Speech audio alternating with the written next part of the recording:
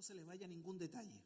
San Juan capítulo 10, verso 11, verso 15 y verso 26. Dice, en el nombre del Señor. Dice Cristo, yo soy el buen pastor, y el buen pastor su vida da por las ovejas. Diga conmigo, yo soy el buen pastor. El buen pastor su vida da por las ovejas. El versículo 15 dice, así como el Padre, dice Cristo, así como el Padre me conoce y yo conozco al Padre y pongo mi vida por las ovejas. Por segunda vez el Señor repite en este capítulo 10 que Él pone su vida, ¿por quién? Por las ovejas. Cuando Cristo dice, y yo pongo mi vida, significa y apunta al sacrificio de Cristo, a la muerte de Cristo en la cruz. Y Él pone su vida por las ovejas. Y en el verso 26 de este mismo capítulo 10, para que usted entienda por qué Cristo dijo eso, los fariseos y los religiosos estaban cuestionando a Cristo. Y Cristo le responde y dice, pero vosotros no creéis, porque no sois de mis ovejas, como os he dicho. Vuelvo a repetir, pero vosotros no creéis, porque no sois de mis ovejas, como os he dicho. ¿Por qué en Cristo vino a dar su vida? ¿Por quién? Por sus ovejas. Bien, vamos a orar. Padre, en esta preciosa mañana queremos agradecerte la oportunidad que tenemos de profundizar, de interiorizarnos, de escudriñar tus sagradas escrituras. Gracias, Señor, por esta palabra que tenemos hoy y que podemos leerla y que podemos estudiarla y que podemos analizar todas estas hermosas verdades que hoy podemos disfrutar, para que no simplemente tengamos un conocimiento de lo que tú hiciste, sino que también podamos dar frutos para ti, poder llevarla a nuestra vida experimental, estas grandes verdades. Señor, el anhelo de mi corazón, que esta iglesia crezca, avance en el bendito conocimiento de tu verdad, Señor, y que podamos dar frutos piadosos para ti. Poder levantar una generación de gente piadosa, de gente que viva en el temor de Dios, Señor, y que proclame tu grandeza a los cuatro vientos, y poder evangelizar y poder ganar a muchos para Cristo. Señor, gracias por lo que hoy vamos a compartir, que solo tú seas exaltado, que solo tú seas honrado y glorificado, y tendremos el cuidado de siempre hacerlo. En el nombre de Jesús. Amén y amén. Muy bien, vamos entonces a entrar en este tema que es muy interesante. Es muy importante que usted haya traído un cuadernito, un papelito, qué sé yo, un lápiz, y esté anotando cada versículo que podamos estar diciendo. Ahí el yoyo que esté pero conectado conmigo para que inmediatamente, rápidamente, ahí como flash, comience a poner los versículos que vamos a estar compartiendo. Como nota introductiva, entendemos que estas doctrinas de la gracia están enlazadas, están encadenadas. Una cosa lleva a la otra para poder entenderlo. Después de haber escuchado la primera exposición de Waldo, el primer domingo, acerca de las doctrinas de la gracia, especialmente la depravación total del hombre, el hombre no tiene ninguna capacidad de voluntad ni de decisión para volverse a Dios por estar muertos en sus delitos y pecados. A través del pastor Gustavo, Dios toma la iniciativa en esa enseñanza que él compartió y en su libre y soberana gracia para escogernos en forma incondicional antes de la fundación del mundo. Ahora, Dios provee a aquellos que no tuvieron capacidad de salvarse por sus propios medios, sino que en su bendita gracia y con su libre voluntad, Dios escoge a este grupo de pecadores. Dios también a ese grupo de pecadores le provee la salvación. Hacia allá apunta este tema de la expiación limitada. Dios provee en su libre voluntad y por su gran amor y beneplácito enviar a su Hijo para salvar y expiar los pecados de los que Él ha elegido. Para hacer un pequeño resumen, usted puede disfrutar de esa preciosa verdad que somos escogidos por la gracia de Dios? ¿Sí? Que simplemente hemos sido elegidos y escogidos por su beneplácito, por su perfecta y amorosa voluntad. Y Dios nos escogió desde antes de la fundación del mundo, sin que usted incluso haya nacido antes de eso. Antes de Génesis 1:1, ya Dios había seleccionado a su pueblo. Ahora, el Padre envió al Hijo para proveerle salvación a los elegidos. Creo que todos los 5 puntos de las doctrinas de la gracia, la expiación limitada o como también se conoce, redención particular, es el tema más controversial de estas 5 enseñanzas que estamos compartiendo. No es tanto la depravación total, que es claramente enseñada en las Escrituras, y la que fuimos escogidos y elegidos en forma incondicional, sino que este tema, la redención particular o la expiación limitada, es uno de los temas bastante controversiales dentro de la teología en los últimos, ¿cómo podríamos decir? En los últimos 500 años. Correcto, en los últimos 500 años. Ahora, es preciso responder a las preguntas con respecto a este tema, con respecto al alcance o a la extensión en el cual Dios proveyó salvación. Yo creo que ahí radica el tema. Pregunta, ¿por quiénes murió Cristo? ¿Por quiénes murió Cristo? En beneficio de quién se ofreció Él como sacrificio penal sustitutivo. Recuerde que Él ocupó el lugar de los elegidos. De ahí viene el concepto sustitutivo. Él fue el sustituto. Nosotros merecíamos el juicio y la ira, pero Él se puso en nuestro lugar. Pregunta, ¿por quiénes propició la ira de su Padre?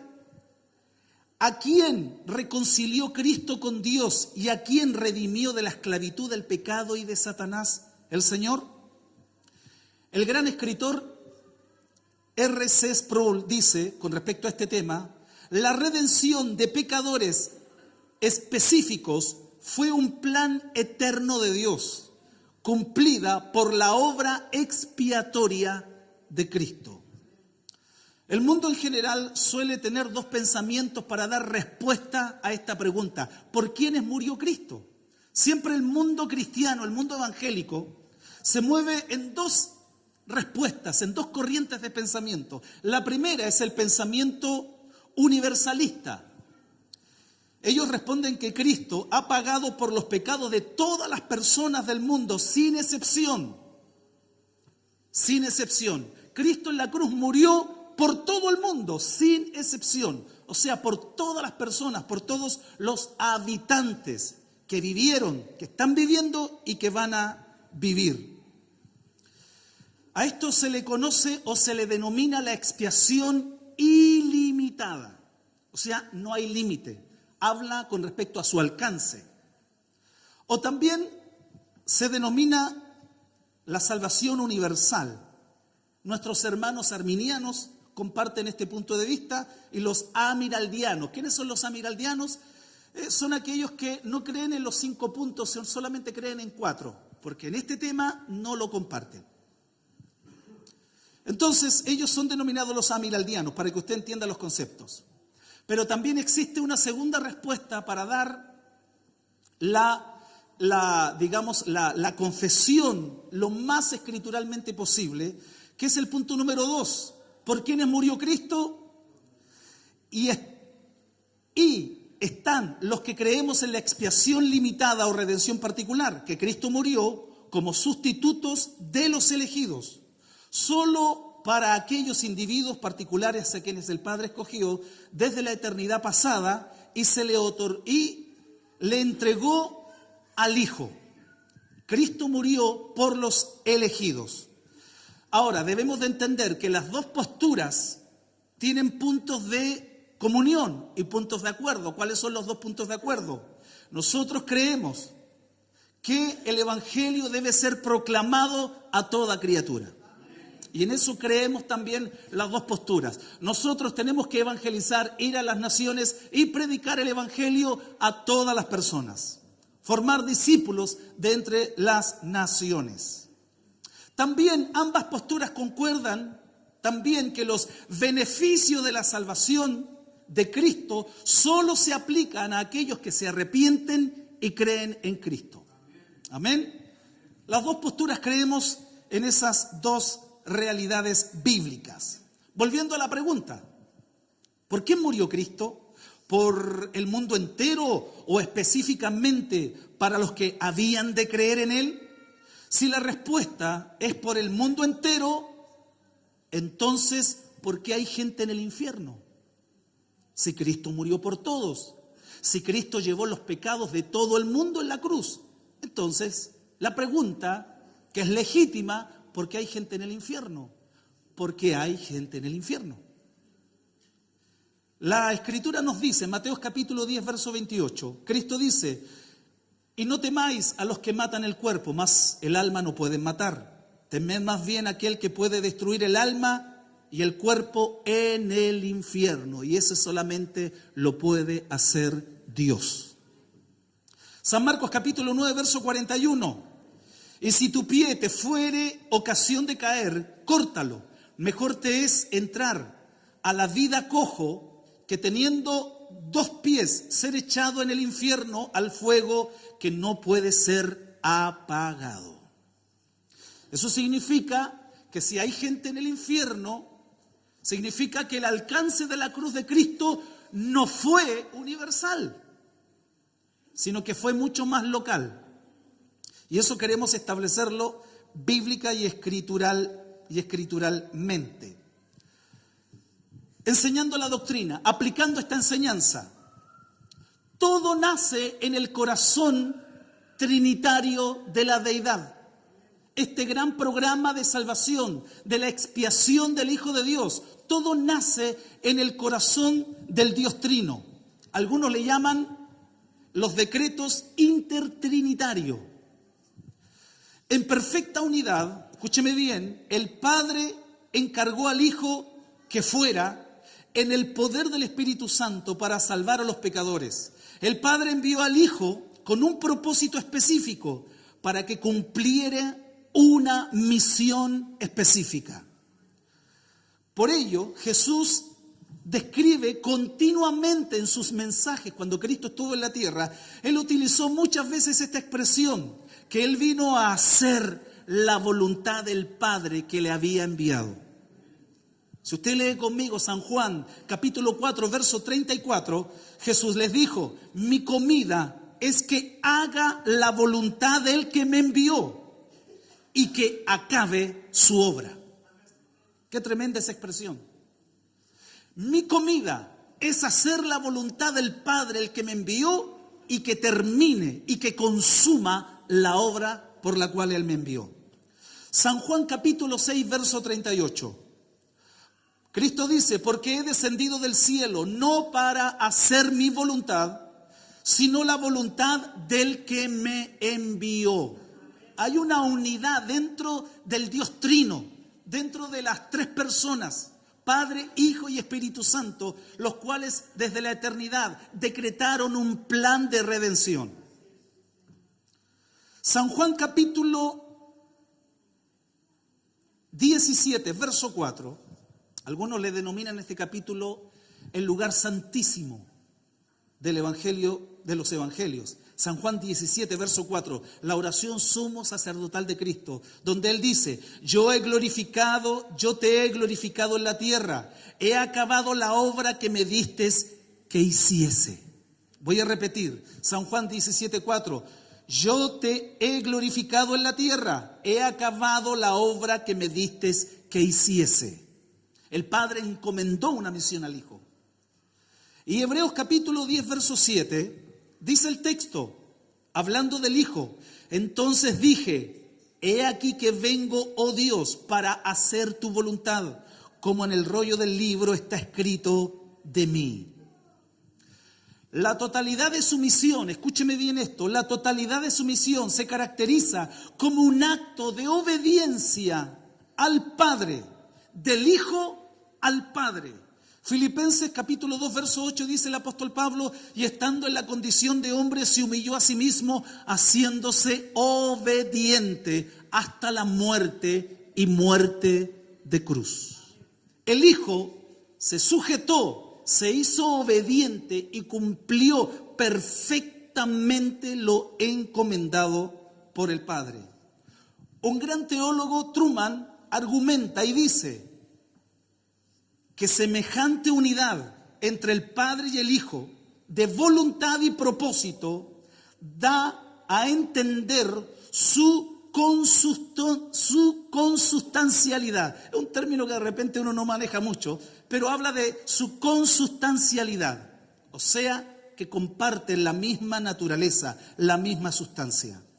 Sin embargo, es evidente que el Padre no ha escogido a todos para salvación. Yo sé que ese es un término que choca contra nuestra mente religiosa. Yo sé que es un término que de repente, como diría alguien por ahí, viene a tocar ciertas vacas sagradas que existen dentro de las enseñanzas del pueblo cristiano. Pero el deseo de nuestro corazón es sujetarnos siempre a la palabra. Lo que la Escritura enseña, lo que la Biblia dice, no lo que las ideas religiosas por años han enseñado. Por eso lo más importante es que usted con Biblia en mano pueda ir conmigo viendo las Escrituras y los textos que tenemos a disposición. A aquellos en los que depositó su amor electivo el Padre, también dice el texto que los predestinó, y a los que predestinó llamó de manera eficaz, y a los que llamó también los justificó en Cristo, y a los que justificó también los glorificó. Si usted va conmigo, Romanos capítulo 8, versos 29 y 30, el texto dice que a los que antes conoció, los predestinó para que fuesen hechos conforme a la imagen de su Hijo, para que Él sea el primogénito de entre muchos hermanos. Y el verso 30, según nos escogió en Él antes de la fundación del mundo. Versículo 30, porque a los que antes conoció, los predestinó para que fuesen hechos conforme a la imagen de su Hijo. Y el verso 30 dice, y a los que predestinó, a estos también llamó, y a los que llamó, a estos también justificó, y a los que justificó, a estos también glorificó. Repita conmigo, nos predestinó, nos llamó, nos justificó y nos glorificó. Esa es una cadena de redención que nadie la puede romper. Gloria a Dios por eso. Efesios capítulo 1, versos 4 y 5 dice, según nos escogió en Él antes de la fundación del mundo, para que fuésemos santos. Nótese que Dios nos escogió no porque éramos santos, porque usted y yo aún no existíamos, no habíamos nacido antes de la fundación del mundo, pero Él nos escogió para que seamos santos, para que podamos entender que la salvación nunca fue por obras, sino que siempre la salvación ha estado dentro de las enseñanzas de la gracia. Voy a repetir, Efesios capítulo 1, versos 4 y 5. Según nos escogió en Él antes de la fundación del mundo, para que fuésemos santos y sin mancha delante de Él, en amor, habiéndonos predestinados para ser adoptados hijos suyos por medio de Jesucristo, según el puro afecto de su voluntad. Más abajo Pablo utiliza un término, según su beneplácito. En otras palabras, yo siempre digo en términos bien mexicanos, que a Él le dio la regalada gana salvarnos. Y nadie puede decir nada de eso, porque Él es Dios, Él es el Señor. Esto indica todo lo que hemos leído a continuación, que Él nos predestinó, nos escogió antes de la fundación del mundo, nos llamó, nos justificó, nos glorificó. Todo esto indica que no todos son justificados y glorificados. Resulta que no todos habían sido conocidos previamente ni predestinados por el Padre para salvación. Él preparó, escuche bien, Él preparó como el gran artífice, como el gran alfarero. Él preparó vasos de ira para destrucción y Él preparó vasos de misericordia para su gloria. De la misma masa, dice Romanos capítulo 9, Dios levanta vasos de deshonra, Faraón, y vasos de gloria, Moisés. Vaya conmigo Romanos capítulo 9, versos 22 y 23.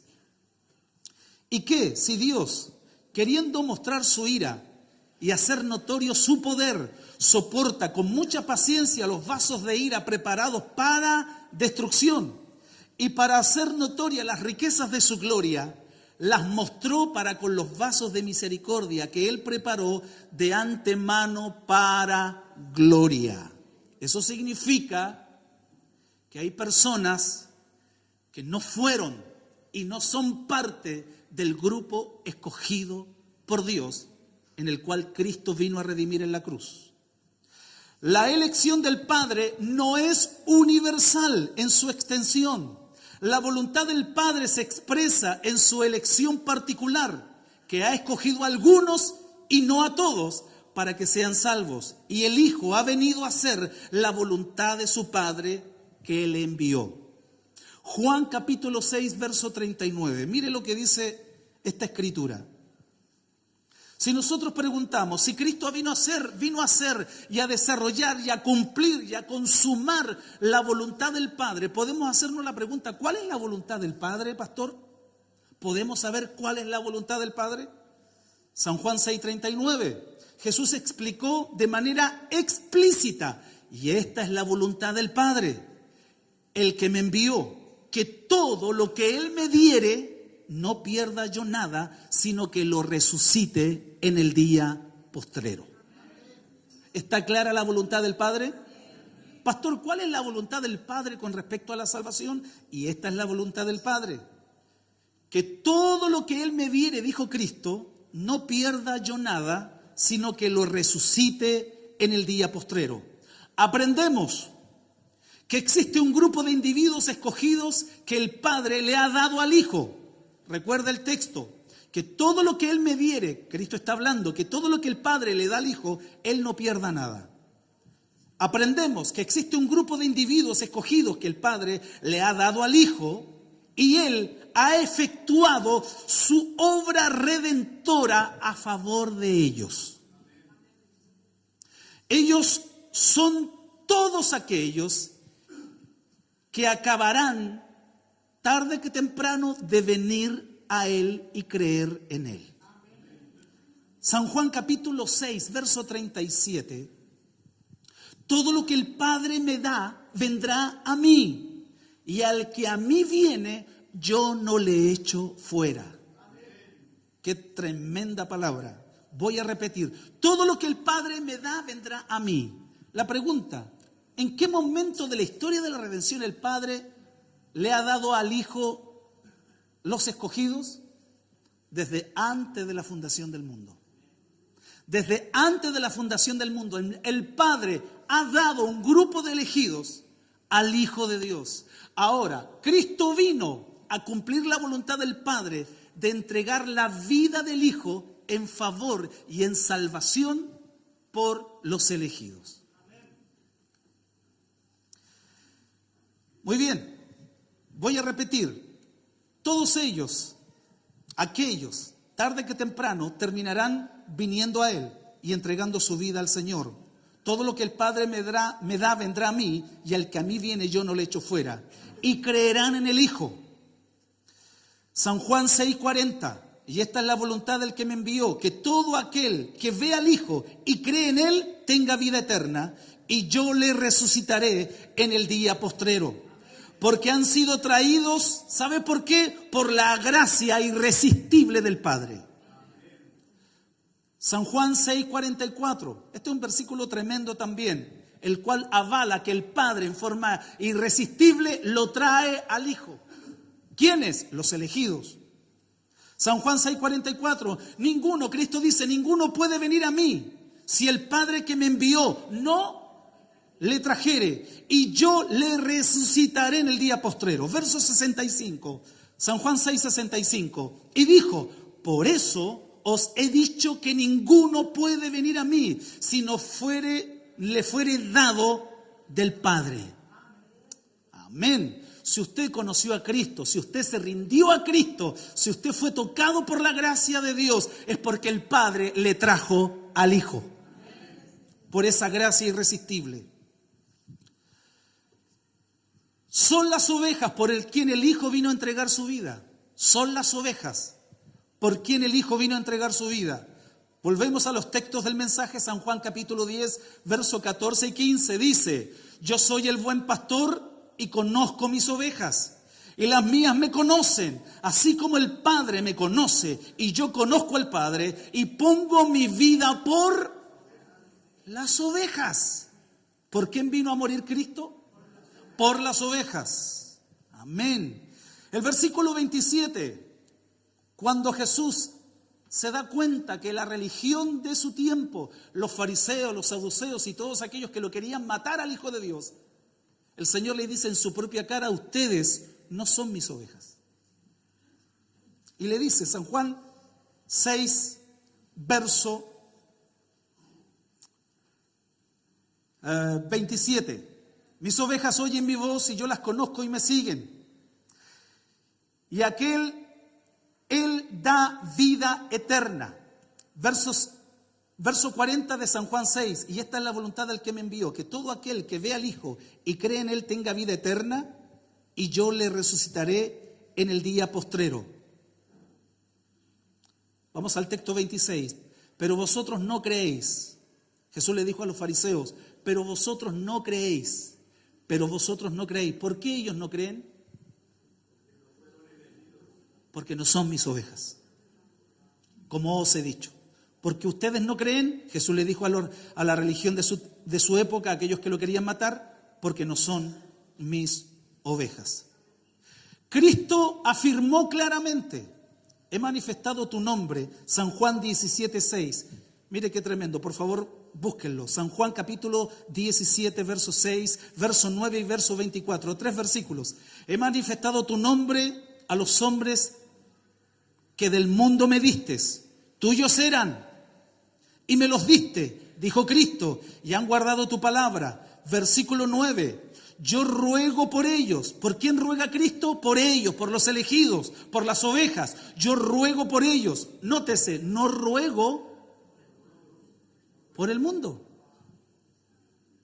No ruego por el mundo. Muchas veces hemos escuchado ciertas expresiones: que Dios ama al mundo, que Cristo murió por el mundo. Pero dice textualmente: yo no ruego por el mundo, ruego por los que del mundo me distes y han guardado tu palabra. No ruego por el mundo, sino por los que del mundo me diste, porque tuyos son. Versículo 24. Padre, aquellos que me has dado, quiero que donde yo estoy, también ellos estén conmigo.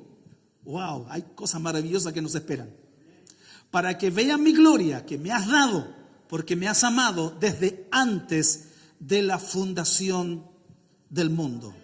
Aprendemos con estos versículos: estos individuos que pertenecen al Padre antes de la fundación del mundo no pueden ser otros que los elegidos, a quienes Él ha escogido para salvación. Son, por lo tanto, estos y solo estos aquellos que el Padre le ha dado al Hijo. Y así, estos y solo estos son aquellos por los que el Hijo efectúa la redención en la cruz. Las Escrituras no pueden interpretarse de forma antojadiza, hermanos, ni usando versículos sueltos, aislados y fuera de contexto. Cada versículo tiene su contexto y su clara enseñanza en la redención de Cristo, que apunta a una expiación particular. Cuando tomamos las Escrituras con una sana exégesis, utilizando las herramientas de las ciencias de interpretación, solo llegamos a una sola conclusión. Así como el Padre le ha dado al Hijo unas personas en particular de entre todo el mundo, Cristo dio su vida por ellas, sus ovejas, los suyos, la iglesia. La unidad de la Trinidad exige una expiación limitada. Analicemos enseñanzas que apuntan a esta redención limitada. Vuelvo a reiterar, no podemos utilizar versículos sueltos o sacar textos fuera de contexto, o simplemente utilizar nuestra imaginación para darle una interpretación a la Biblia. Cuando utilizamos correctamente las verdades de Dios y llegamos a la conclusión, una de las herramientas bastante básicas de la interpretación bíblica es que Dios es el propio intérprete de su palabra. ¿Me escuchó lo que dije?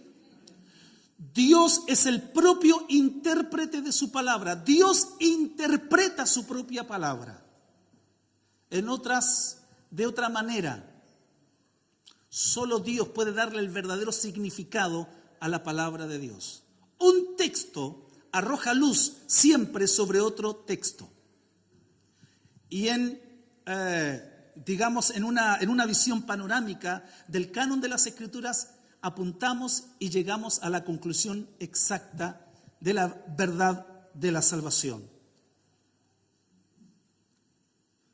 Leamos que es evidente y muy evidente en las Escrituras que indican que hay una salvación particular para el grupo de los elegidos, los cuales son beneficiados con la obra de Cristo. Mateo capítulo 20, verso 28. Para poder entender que no tenemos que sacar textos fuera de contexto. Por ejemplo, Mateo 20, verso 28 dice, como el Hijo del Hombre no vino para ser servido, sino para servir y para dar su vida en rescate no dice por todos, dice por muchos, no por todos. Hay otro texto, Isaías 53, verso 12. Isaías 53, verso 12. Por tanto, yo le daré parte con los grandes y con los fuertes repartirá despojos, por cuanto derramó su vida hasta la muerte, hablando del Mesías, y fue contado con los pecadores, habiendo él llevado el pecado de muchos y orado por los transgresores. Cristo llevó el pecado de muchos, no de todos. ¿Qué significa eso? Significa muchos, no significa todos. Cristo es el buen pastor. Yo soy el buen pastor y el buen pastor su vida da por las ovejas. Versículo 14. Yo soy el buen pastor, conozco mis ovejas, las mías me conocen, y así como el Padre me conoce, yo conozco al Padre. Versículo 15. Y pongo mi vida por las ovejas. Escúcheme bien, por favor. Cristo vino a dar su vida por las ovejas. Él no vino a dar su vida por los cabritos. Él no vino a dar su vida por los lobos rapaces. Él vino a dar su vida solamente por sus ovejas. ¿Me está entendiendo? Extraordinario. Él no puso su vida por las cabras, ni por los lobos. Volvemos a leer el verso 26 de Juan 10. Pero vosotros no creéis, porque no sois de mis ovejas. La Biblia dice que Cristo dio su vida por sus amigos, no por sus enemigos. Él dio la vida por sus amigos. Allí en el versículo Juan capítulo 15, verso 13, dice, nadie tiene mayor amor que este, que uno ponga su vida por sus amigos. Usted dirá, pastor, ¿quiénes son los amigos de Cristo? Es buena pregunta. ¿Quiénes son los amigos? De acuerdo al contexto del capítulo 5, llegamos a la conclusión que los amigos son los elegidos por Dios. ¿Por qué? Porque en el versículo 16, San Juan, capítulo 15, verso 16, dice, no me elegiste vosotros a mí, sino que yo os elegí a vosotros. Y os he elegido para que lleváis y llevéis fruto, y vuestro fruto permanezca, para que todo lo que pidiereis al Padre en mi nombre, Él os lo dé. Entonces, llegamos a la conclusión, ¿quiénes son los amigos? En el cual solamente Él puso la vida por los amigos, son los elegidos. Él es el gran Redentor, quien compró a la iglesia con su sangre. Hechos capítulo 20, verso 28. Lucas escribe en Hechos y dice, por tanto, mirad vosotros y todo el rebaño que el Espíritu Santo os ha puesto por obispos para apacentar la iglesia del Señor, la cual Él ganó con su sangre. ¿Qué es lo que ganó Cristo con su sangre? La iglesia. No ganó el mundo, no ganó a todos los habitantes del mundo, Él ganó a su iglesia. ¿Y quiénes son la iglesia? Lo que Él escogió antes de la fundación del mundo. Efesios capítulo 5, verso 25. Esto es muy conocido. ¿Se acuerda? Marido, amen a sus mujeres. Así como Cristo amó ¿a quién? ¿Al mundo? Amó a la iglesia y se entregó a sí mismo por ella. ¿Por quién se entregó Cristo en la cruz? Por su iglesia. Por su iglesia. Y se entregó a sí mismo por ella. San Juan capítulo 17, verso 9 y 10. Jesús solo ruega por los suyos y no por el mundo.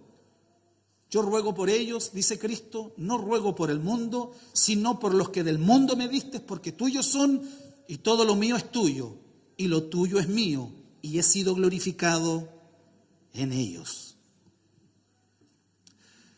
Nuestros hermanos que postulan que Cristo murió por todos los habitantes del mundo, que enfocan una salvación universal, que la expiación de Cristo fue universal para todos, apuntan a una explicación de esta. Ellos dicen que Cristo potencialmente llevó los pecados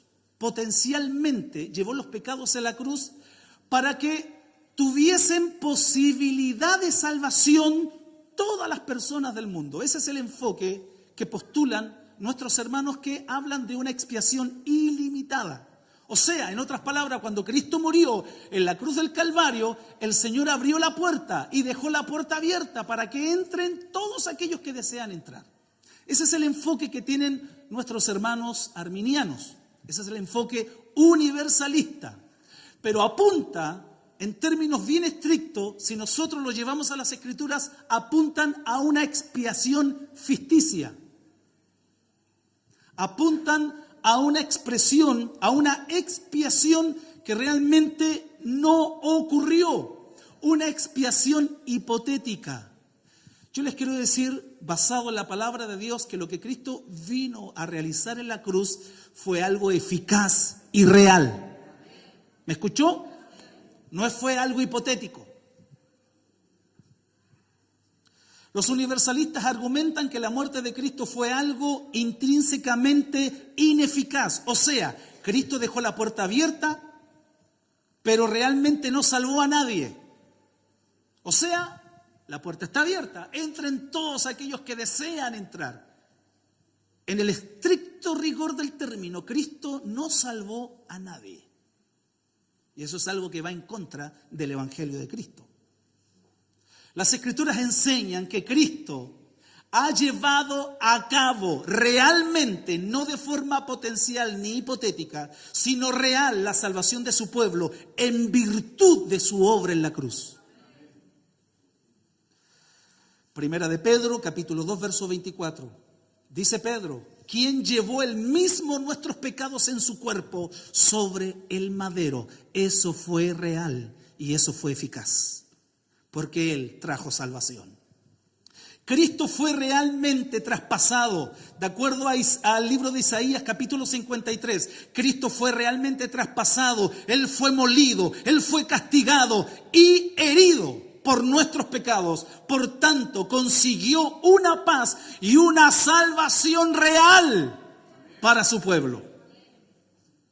El gran comentarista de Isaías, uno de los mejores comentarios que existen de Isaías, Alex Motyer, dice: es la expiación la que activa la conversión y no al revés. Voy a repetir para que lo entiendan. Es la expiación lo que activa nuestra conversión, pero no es al revés. No es que yo crea, no es que yo entre y luego recibo los beneficios de la expiación. No. Dios me elige, Dios me escoge y en la cruz del Calvario, en forma clara, real y eficaz, Cristo lleva nuestros pecados, Cristo compra nuestra salvación y esa bendición la reciben aquellos que se entregan a Él. Real y auténtica. Las Escrituras revelan claramente que Jesús expió nuestros pecados. Primera de Juan 3:5 dice: y sabéis que Él apareció para quitar nuestros pecados. Para esto apareció el Hijo de Dios, para quitar nuestros pecados. Primera de Juan, capítulo 3, verso 5. Aprendemos, iglesia, Cristo proporcionó, aplicó, propició, apaciguó la ira del Padre por nosotros. Romanos 3:25, a quien Dios puso como propiciación por medio de la fe en su sangre. Para que usted entienda, yo sé que algunos no están familiarizados con el término de la propiciación. La palabra propiciación apunta a aplacar, apaciguar la ira de alguien. Eso significa el término propiciar.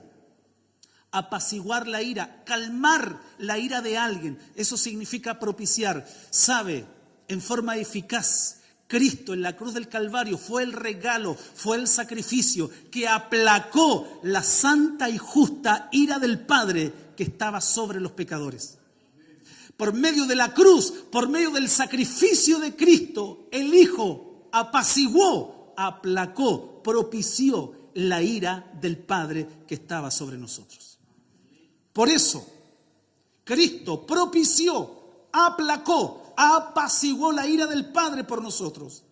Romanos, a quien Dios puso como propiciación por medio de la fe en su sangre, nos reconcilió con Dios. Colosenses 1:22, y eso fue real y eficaz. En su cuerpo de carne, dice Colosenses 1:22, por medio de la muerte, para presentarnos santo y sin mancha e irreprensible delante de Él. Bendito sea el Señor. Y compró nuestra redención, no hipotéticamente, esto fue real y eficaz. Apocalipsis capítulo 1, verso 5, en la última parte del versículo dice, al que nos amó y nos lavó de nuestros pecados con su sangre. Aleluya. Yo no sé si a usted eso le anima, le alegra el alma, pero es extraordinario lo que Cristo hizo por ustedes los elegidos. Todo fue real y todo fue eficaz, consumado y completado.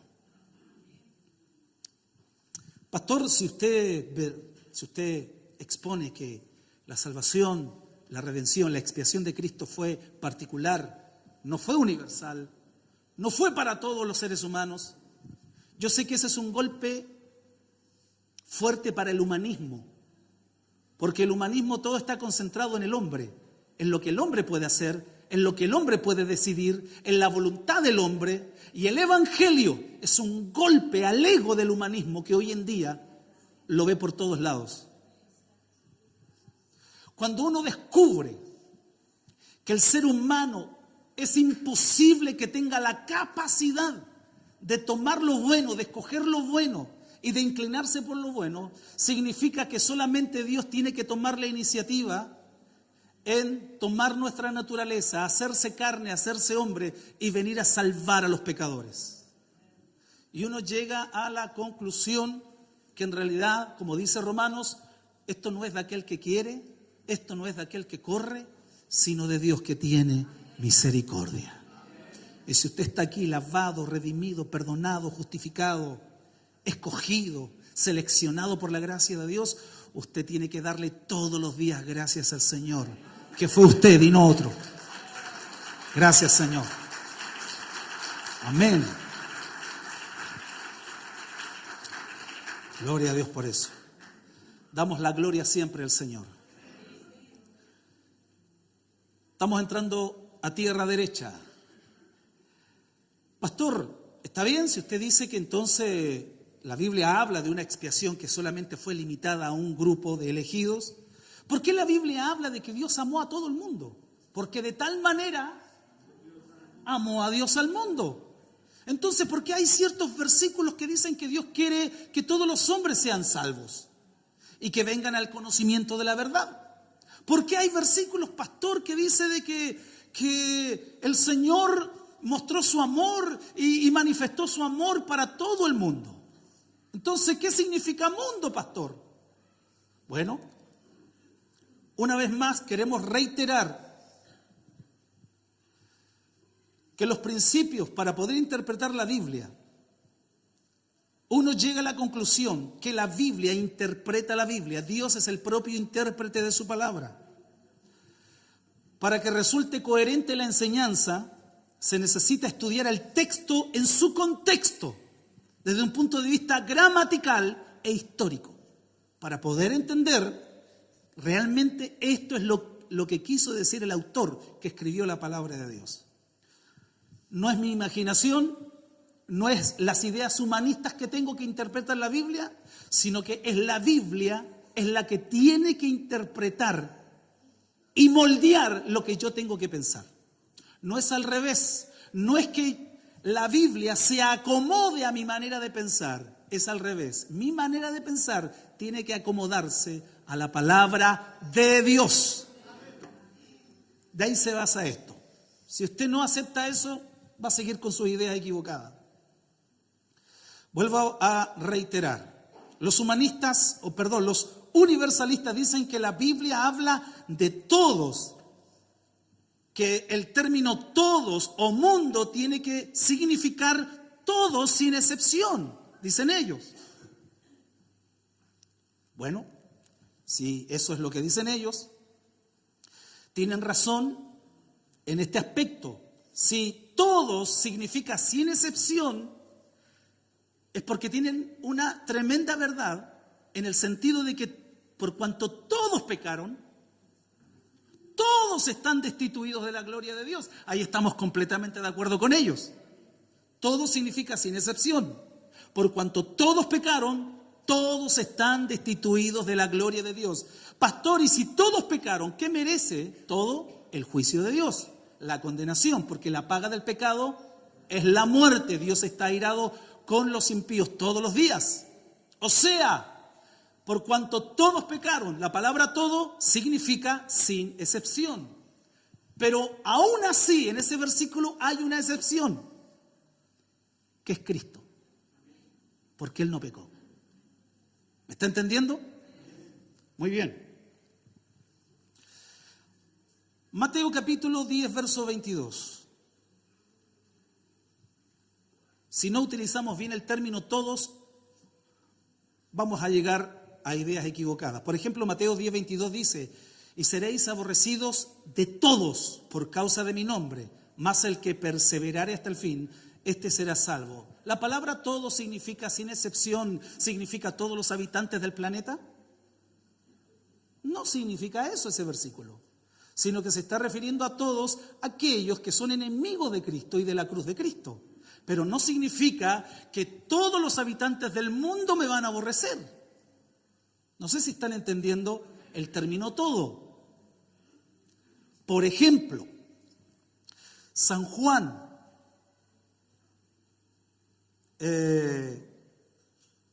hay una expresión donde dice, no es un texto, sino que es una idea que comúnmente nosotros decimos. Por ejemplo, yo hoy día, domingo, estamos a 14 hoy día, domingo 14, yo puedo ver que hay varias familias que algunos no le había visto y que llegaron y que están todos, y están los hermanos que tienen la nacionalidad venezolana que están con nosotros, hay hermanos colombianos, hay algún hermano peruano también, y llegaron todos los hermanos que comúnmente los conozco.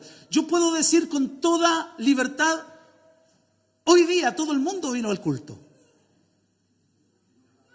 ¿Me está entendiendo? Hoy día todo el mundo vino a la reunión, pero esa palabra todo mundo significa todos los habitantes del mundo. No. Por eso debemos de entender que el contexto es lo que explica el texto. Todo el mundo hoy día vino a clase. No está diciendo el profesor que todos los habitantes del mundo vinieron a clase ese día, sino que está diciendo que no faltó nadie a ese día. Por eso debemos de entender que el texto es explicado por el contexto de todo el capítulo. Muy bien. Vamos a mostrar algunos ejemplos y ya vamos a estar concluyendo. San Juan capítulo 12, verso 32. Son versículos que utilizan mucho aquellos que apuntan a una salvación universal. Dice Cristo: y yo, si fuere levantado de la tierra, a todos atraeré a mí. Ese es un versículo que utilizan mucho también los hermanos que son hermanos nuestros, que utilizan estos versículos para apuntar a una salvación universal. Ellos dicen que esta frase se refiere a todos sin excepción y que la palabra a todos atraeré significa que Dios, con la muerte de su Hijo, eliminó los efectos de la depravación, llevando a los hombres a un estado neutral, por lo cual ellos pueden aceptar o rechazar a Cristo. Ellos le llaman a eso gracia preveniente. O sea, que los efectos de la corrupción y la depravación total son quitados por la muerte de Cristo. Y cuando son quitados, entonces todos pueden venir a Él. ¿Cuál es la respuesta nosotros a eso? Unos cuantos versículos antes, recuerde que el capítulo arroja luz sobre el texto. En el capítulo 12, versos 20 y 21, dice el texto: habían ciertos griegos, ojo con eso, entre los que habían subido a adorar a la fiesta. Estos pues se acercaron a Felipe, que era de Betsaida, de Galilea, y le rogaron diciendo: Señor, quisiéramos ver a Jesús. Quisiéramos ver a Jesús. El texto favorece a todos, no sin excepción, sino que el texto apunta a todos sin, el término dice, distinción. ¿Qué significa eso? Lo que Cristo quiere decir, que a todos atraeré a mí cuando Él fuera levantado, significa que la salvación no solamente está para el pueblo judío, sino que también están para los gentiles. ¿Está entendiendo? Ya no es sin, el término sin excepción, sino que ahora lo que corresponde allí es un todo sin distinción, que es diferente. O sea, que al final la muerte de Cristo atraerá tanto a las ovejas judías como a las ovejas gentiles que aceptarán a Cristo y conocerán al Señor. Otro texto que utilizan mucho nuestros hermanos para decir no, que la salvación es universal, Primera de Timoteo capítulo 2, verso 3. Hermano, hay una cantidad de versículos, pero solamente yo tomé 3, para no ser tan extenso. Ya estamos llegando a la hora. Primera de Timoteo capítulo 2, verso 3 al 6. Pablo dice: porque esto es bueno y agradable delante de Dios nuestro Salvador, el cual quiere que todos los hombres sean salvos y vengan al conocimiento de la verdad. Porque hay un solo mediador, porque hay un solo Dios y un solo mediador entre Dios y los hombres, Jesucristo hombre, el cual se dio a sí mismo en rescate por todos, de lo cual se dio testimonio a su debido tiempo. Se utiliza mucho ese texto para decir, ve, que Cristo murió por todos los habitantes del mundo. Bueno, la misma aplicación. Leamos todo el contexto de ese texto. Nuevamente, este pasaje debe ser leído en todo su contexto. Pablo escribe a Timoteo, a ciertos maestros que estaban enseñando extrañas herejías. Si usted lee el capítulo 1, verso 3 y el verso 6, Pablo dice: como te rogué que te quedes en Éfeso cuando fui a Macedonia, para que mandases a algunos que no enseñen diferente doctrina. El verso 6 dice: de las cuales cosas, desviándose algunos, se apartaron a vana palabrería. ¿Sabe cuál era la herejía que estaban enseñando ahí en la iglesia de Éfeso, que estaba trayendo preocupación a Pablo? Era el judaísmo, que ellos eran los únicos exclusivos de la salvación. ¿Y sabe lo que Pablo escribe en 1 Timoteo 1:7? Dice: queriendo ser doctores de la ley, sin entender ni lo que hablan ni lo que afirman. O sea, se llega a la conclusión que la palabra, todos los hombres sean salvos, y el versículo 6, que Cristo se dio a sí mismo para rescate de todos, no se está refiriendo a todos los habitantes del mundo, sino que se está refiriendo nuevamente tanto a judíos como a gentiles. ¿Me está entendiendo? Eso calza perfectamente con todo el libro que Pablo escribe a Timoteo. Se está refiriendo a esas falsas doctrinas que consistía en un elitismo judío exclusivo, que solo ellos se arrojaban la salvación.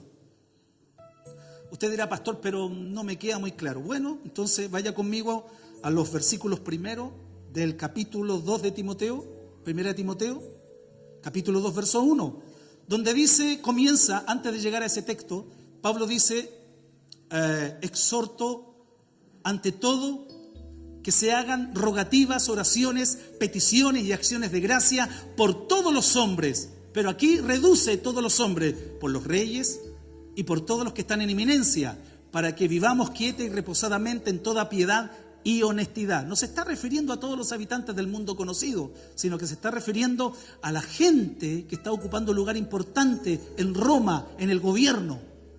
A eso se refiere orar por todos los hombres. Amén.